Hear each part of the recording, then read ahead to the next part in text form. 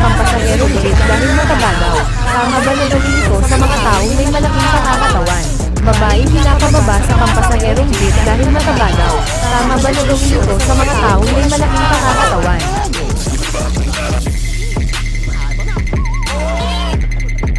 Babaeng pinapababa sa pampasaherong jeep dahil mataba daw. Tama ba na gawin ito sa mga taong may malaking pangangatawan?